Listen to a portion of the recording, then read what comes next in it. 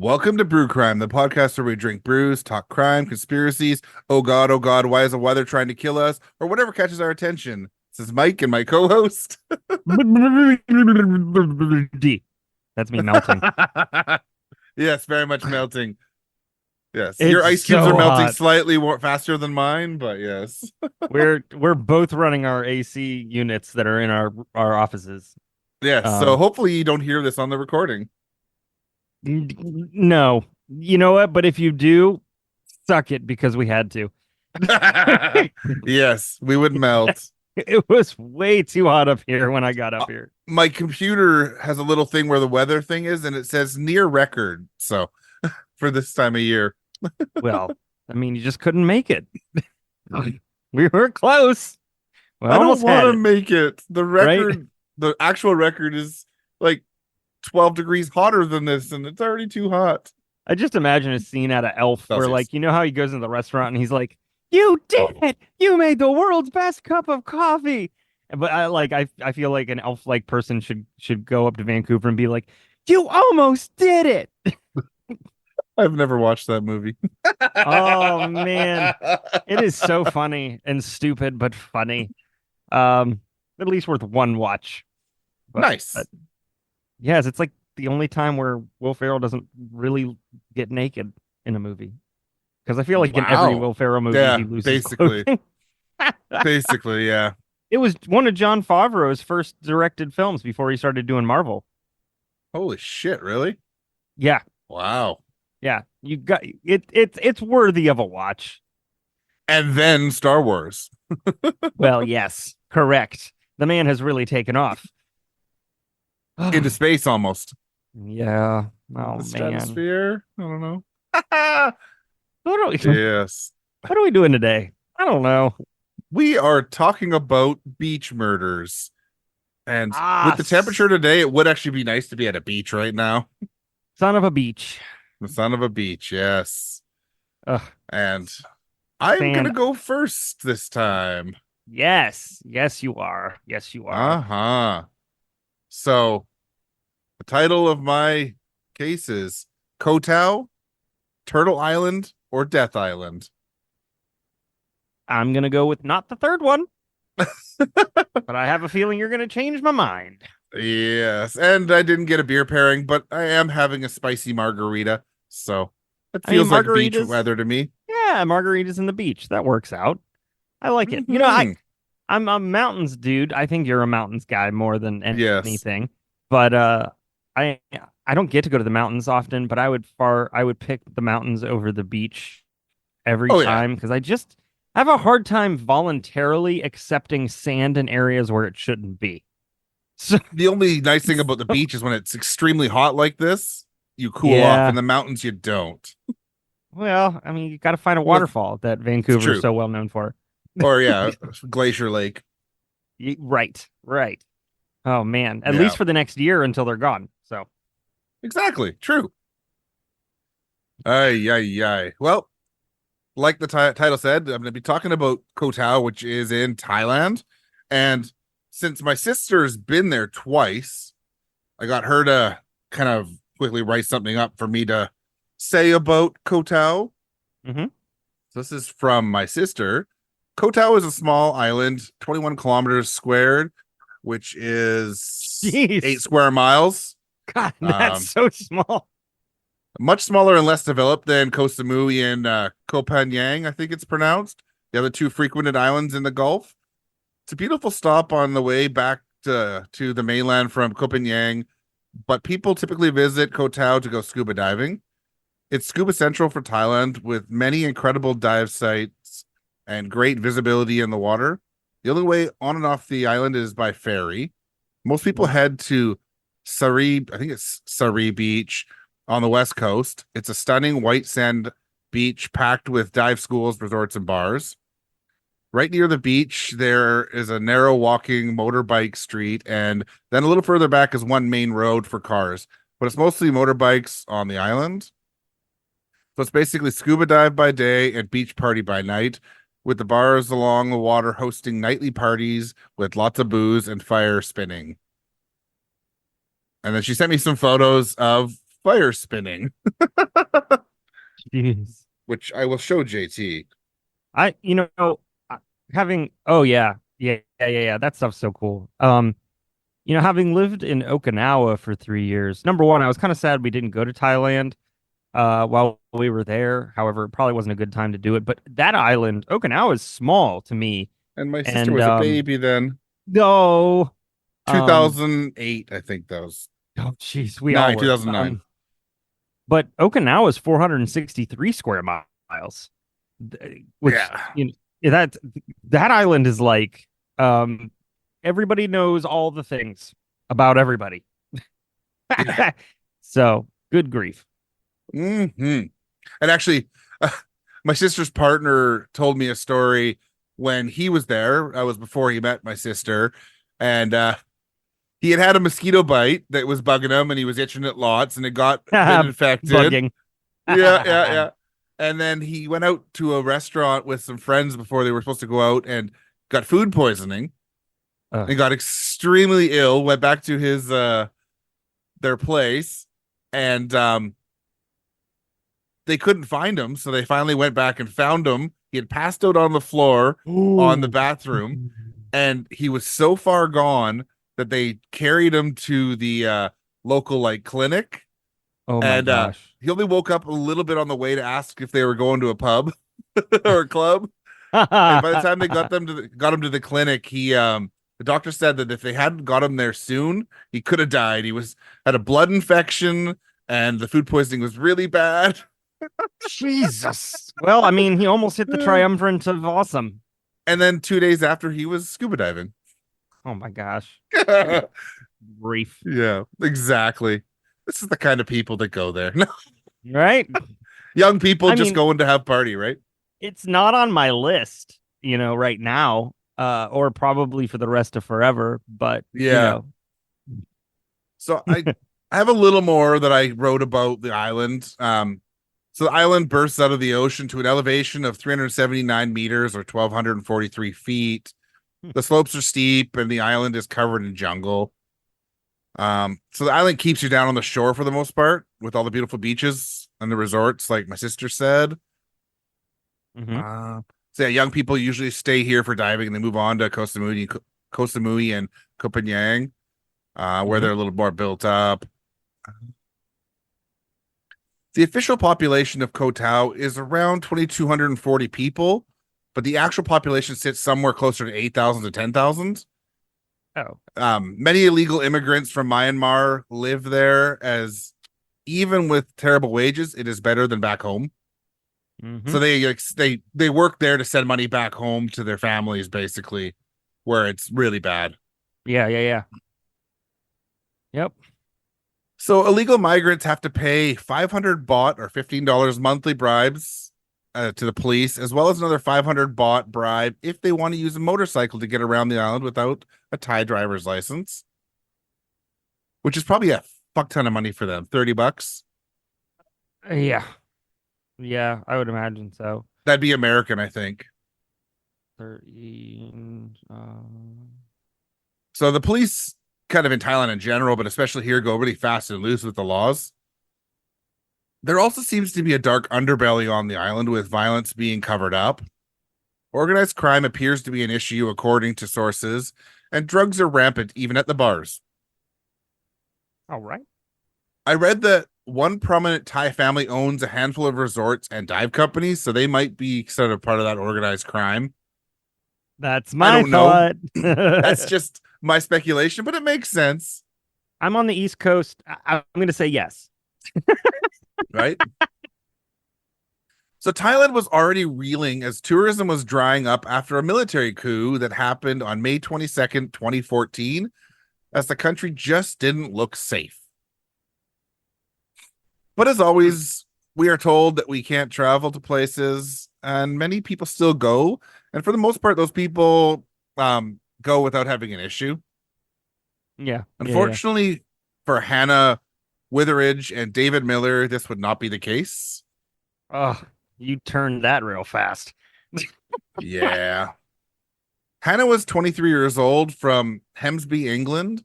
She had just finished her undergraduate degree in education and was taking a holiday before starting a post-grad study in speech and language therapy at the University of Essex. Hannah had traveled to Koh Tao with 3 friends, all of whom I believe were ladies from the pictures I found. I will say this: the pictures from Koh Tao and scuba diving look phenomenal. Oh, yeah, it's bloody gorgeous for sure. Oh shoot, they got whale sharks. That's my dad once scuba dived with a whale shark. I got to see whale sharks in Atlanta. That's closer than me. I have a problem scuba diving on a reef, and then all of a sudden the reef drops off into like Yeah. 150 to 200 meters, and it's dark, and I'm just I immediately just start like chest tightens up. But if it's like I don't know 30 meters or whatever, and it's consistent, I'm totally fine. Because I mean I was certified as a kid as a youth Oh, diver. nice. I got certified in Okinawa, but yeah, it's obviously that's expired Yeah. many Yeah, I've times only over. ever gone snorkeling a couple times. I do love snorkeling. Like that's to me that's a lot of fun. I love to dive with the snorkel, and get under, and it's Yeah. just a lot of fun. All right, here we go. David, on the other hand, was 24 years old and from Jersey, a small island crown dependency off the shores of England. Hmm. He had finished his undergraduate degree in civil and structural engineering at the University of Leeds and was beginning his master's degree. He had just finished a 6-week job placement with a mining company in Australia, and he and 2 guy friends headed to Thailand to celebrate. So both groups would arrive on the island separately, but both on August 25th, 2014, which is crazy.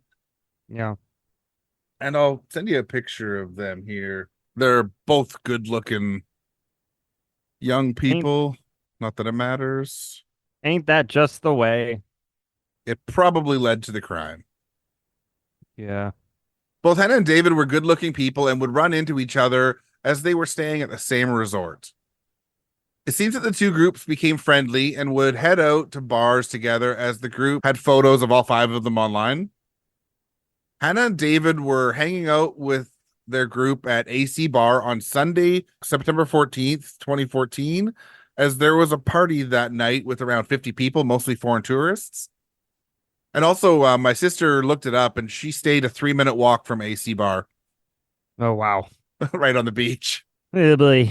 They'd started their night at Chopper's Bar and Grill, an Aussie expat bar. The bar was right by the beach, and from my Google search, it looks like it would be a blast to hang out there, especially when you're in your 20s. Yeah. Might be a bit much now in my 40s from the look of it. Uh-huh. You know, it's too loud here. Get off Gosh, my you lawn. kids. Gosh, you kids. So around 1 a.m., the 2 would leave their group and walk on Sarai Beach, whatever, Sairee, Sarai Beach. Mm-hmm. The 2 may have been hanging out on the beach, snuggling up, or they may have been walking, but they would unfortunately fall to foul play. Their bodies would be found the next morning between 4 and 5 a.m. by a mute Myanmar beach cleaner. They were only 30 meters or just under 100 feet from their hotel, and their bodies would be found about 20 meters apart. David was badly beaten over the head and then drowned in the water, only half clothed. They know this because his lungs were full of water during the autopsy, so he definitely drowned. Yeah. David had scratches all over his back, showing there was a real struggle. Yep. Hannah was found badly beaten over the head, half naked, with obvious signs of rape. They had also found a used condom beside her, as well as a bloody garden hoe and wooden club.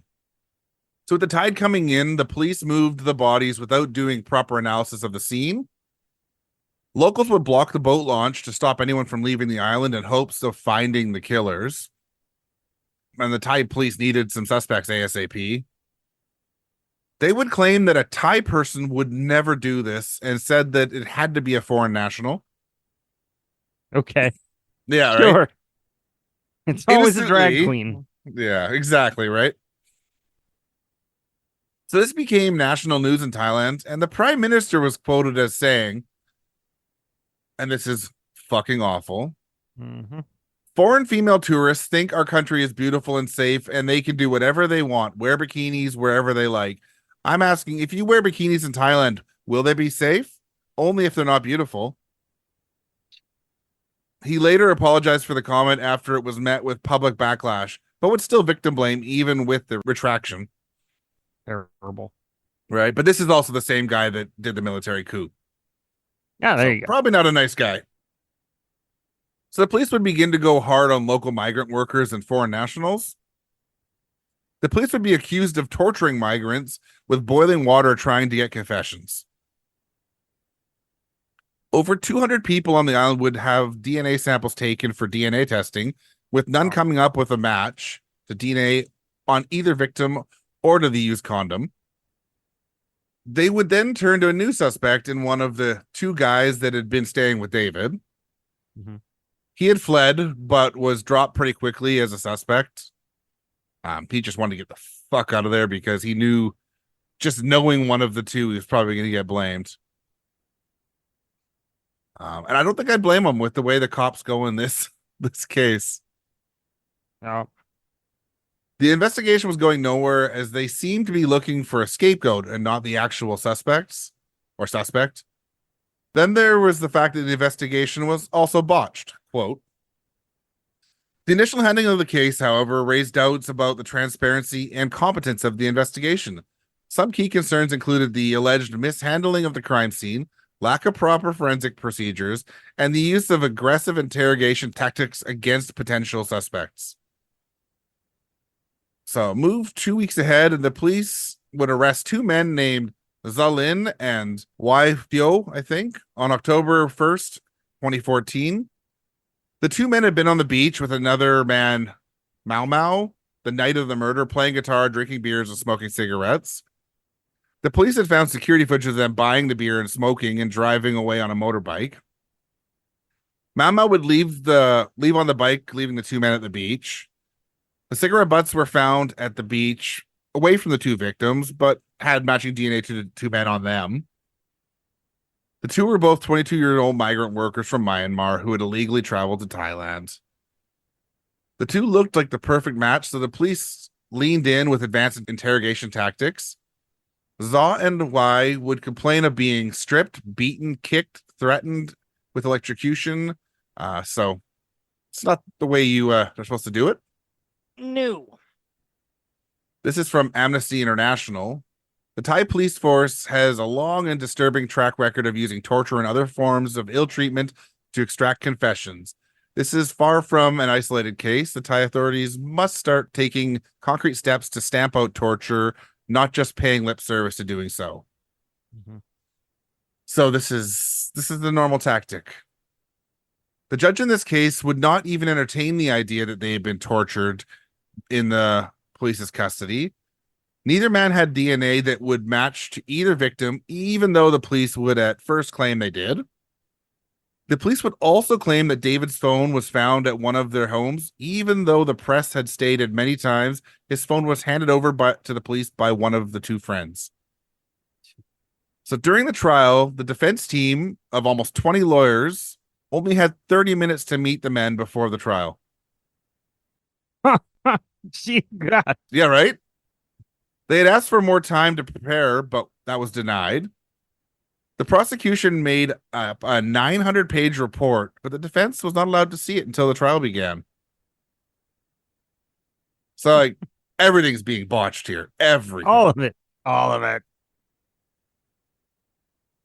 December 2014, they were both indicted on 5 charges: premeditated murder, killing to conceal a criminal offense, rape, illegal entry into Thailand, and staying in the country without permission.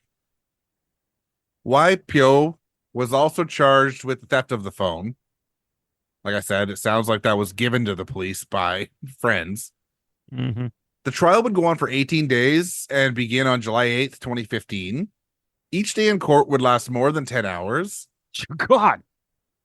In attendance for the trial were people from the following groups: representatives from Amnesty International, UK's Foreign, Commonwealth, and Development Office.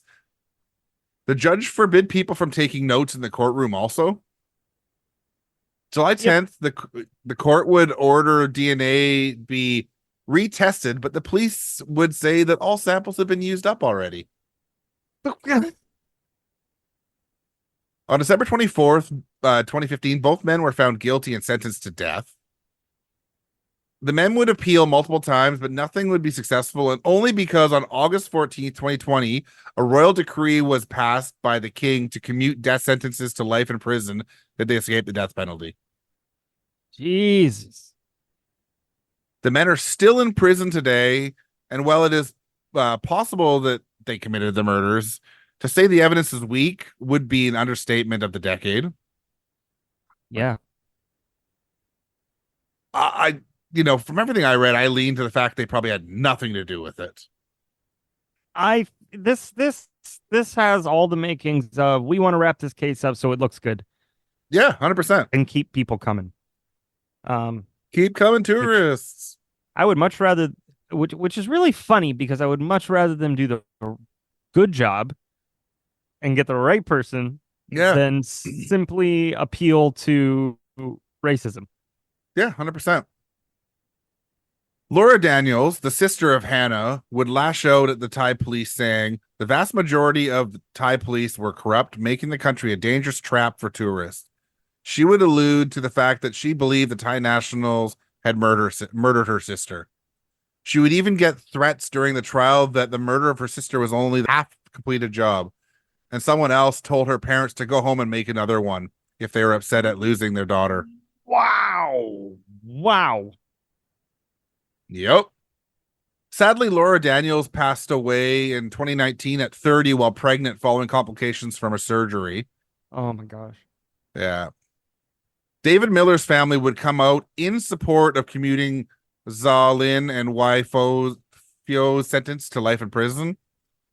They're not sure if they're guilty or innocent, but they were definitely not okay with the death sentence. Mm-hmm. It is disgusting that the police and the legal system screwed this case up so badly that we will never know who really killed these two promising young people who had their entire lives ahead of them. Yeah. Of course, with one case of horrific police work, you didn't really think this is an isolated incident, did you? Nope. Sure didn't. So here are a handful of suspicious deaths that happened in the months and years after Hannah and David were killed. Hans-Peter Suter was 44 years old from Switzerland when he went missing on November 8th, 2014. He had been seen snorkeling in the morning, but then disappeared sometime after. His dead body would wash up on shore on a beach 80 kilometers away from Koh Tao 10 days later. He was fully clothed when he was found by police, and they would try to claim that he drowned snorkeling. The family disputed this, and he was... as he was known to be a strong swimmer and snorkeled often and had just finished his dive training. And he was fully clothed. Yeah, right. I don't think I've ever strapped on a snorkel when I'm wearing Dockers. Right?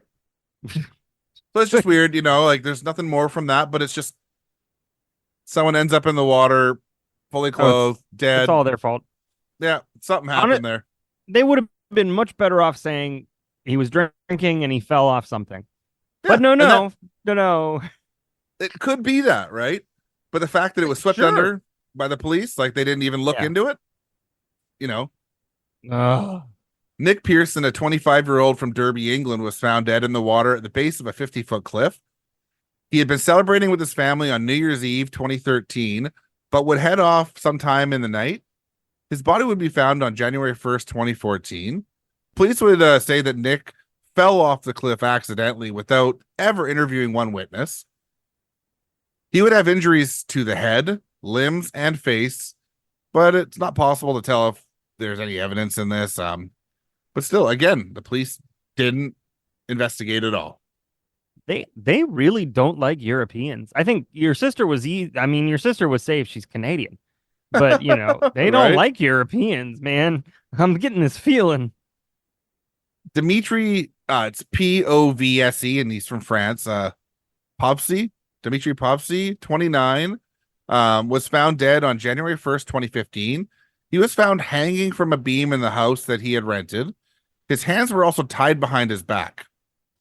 They And found a supposed suicide note, and the police would deem it suicide.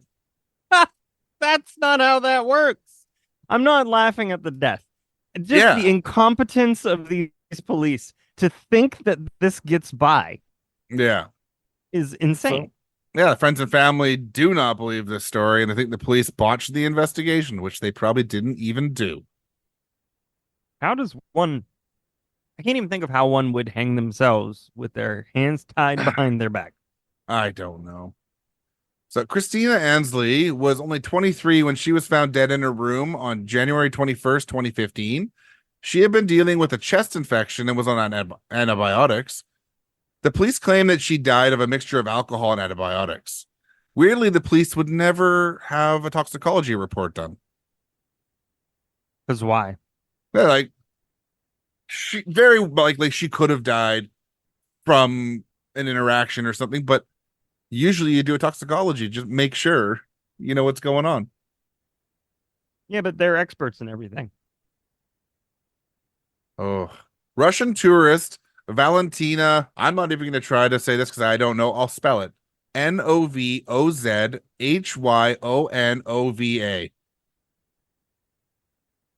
Visual. Yeah. I'm not even gonna try. She was 23 when she was last seen on February 16th, 2015. She had been missing for 5 days when the staff checked her room and found her passport, phone, and camera. She would be last seen on video walking to Chaloki Hin Khao Bay, I think, but she never came back and her body has never been found. Luke Miller, 26 of England, was found at the bottom of a pool with hand-sized bruises on his shoulders. The police would claim that he hit the diving board when jumping into the pool. I wonder where they got that idea because there didn't seem to be anyone that saw it happen. Nor was there a diving board. I don't just Probably not. I just you know that's why it's so dangerous. That's why people won't go. And that's so funny that it's so dangerous because the police Yeah. and not the actual criminals. The thing that's crazy is that in the case of David and Hannah, I was seeing like images of CCTV, right? And they've got multiple photos of CCTV, but they can't use this CCTV to discover what happened. Like Right? they obviously have a system. It's just like, nah, Why use sorry. it, right? Yeah, nobody has a VHS. Nobody's gonna play this. So then Elise, I think it's Dalamagni, 30 of Belgium, was found hanging from a tree on April 27th, 2017. She lived in Koh Phangan and was a member of the Sathya Sai Baba cult and lived with the guru. She headed over to Koh Tao on April 19th and had been staying in a bamboo hut. The day of her death, 3 of the huts, including hers, caught on fire and burned down. Mm-hmm. She would walk out of the jungle and book into a hotel. Inside the room, they would find a return ticket to the Thai mainland. Her body was found by local divers that noticed a monitor lizard acting weirdly. They would find that it had been eating her remains. So she had to be identified using dental records and old x-rays.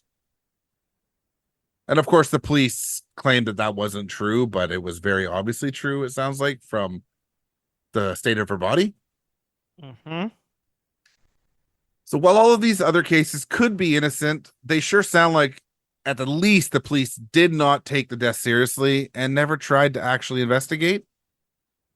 So, like my sister's partner said to me when I talked to him about Thailand in general, he said, while the country is beautiful, it is really important to be very careful when the sun goes down, especially on beaches. Yeah. And I'd love to think the best, but boy, has their police force set me up to think the worst Yeah. about And everything. it sure sounds like this is not an isolated case on this island. Yeah, I don't know if I want to go anymore, Mike. My job is done then. You did it. You did it. Yep, Crossing that right. one off the non-existent list. Uh, Oh my. All right. Well, thanks for tuning in to Brew Crime. You can find us on all social media platforms at Brew Crime. We have a Facebook group at Brew Crime the Group. If you'd like to support the show, head to patreon.com/brewcrime now. The money goes towards upgrading equipment and making the show that much better. You get one bonus episode a month, as well as early ad-free access to our episodes. So shout out to our Patreon supporters, True Crime Nana, Three Rivers In Podcast, and the Faves of Our Lives. Bye! don't go. All cases in Brew Crime are written by Mike and JT or a writer we credit on the episode, and sources are put into our show notes for each episode. We always want to give credit to the people that research the cases we talk about.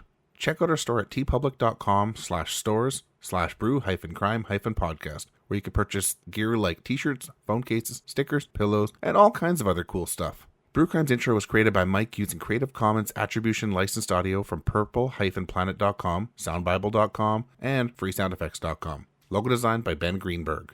Thanks for listening to this episode of Brew Crime Podcast. When you're alone in your house, but you'd like to feel like you're not, the podcast inside your house can keep you company. Our show will make sure that you run up the stairs at night when you turn off the lights and check under your bed before you sleep. We'll fill your dreams and nightmares with bizarre birds, creepy crawlers, and heroic hitmen. We'll have you pulling back the shower curtain just in case, and side-eyeing your closets as you walk past them. We'll bring you everything from the classics that you know and love to the strange and often silly world of creepypastas. We've even got some stories written just for the show that you won't hear anywhere else. So go check out the podcast inside your house. We're on all major platforms, as well as inside your pantry, your crawl space, and sitting at the foot of your bed at night, watching you sleep.